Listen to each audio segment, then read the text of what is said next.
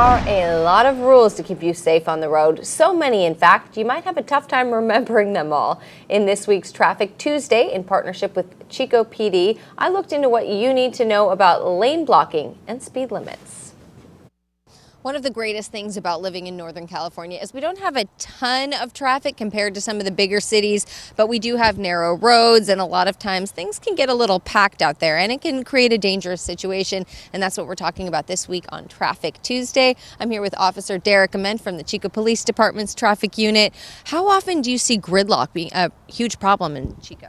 I see it a lot in the Cohasset Road area, particularly in the afternoons and sometimes morning times. I mean, when you're turning or entering an intersection, you have to be able to clear that intersection before entering.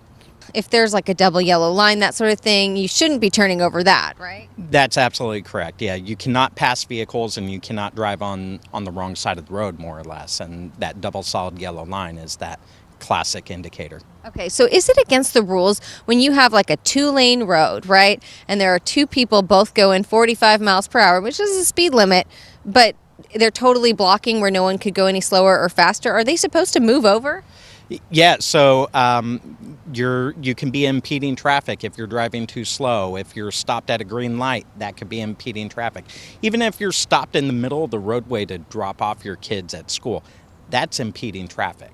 Okay, so people should really just be cognizant about the people around them, the other drivers. Absolutely. Don't be selfish. It's not all about you. You know, share the road with everyone and just be patient in those high congestion times. You're not going to get where you're going any faster. We have a lot of roads around here that are just the 2 lanes, right? And people who are entering usually go into the right lane. Do you want people generally staying in the left lane if they're not going anywhere for a while? No, left lane is for passing. Oh, okay. Yeah, so stay in your right lane unless you're passing. That's the common courtesy. You know, a lot of states do have laws against left lane driving unless you're passing. Okay, and we all know the speed limit is the speed limit, right? Is it okay to go under the speed limit to a certain degree? To a certain degrees, and sometimes, you know, there may be situations that make you go under the speed limit. You have to go under the speed limit. For example, it's like when the road is wet, when it's raining out.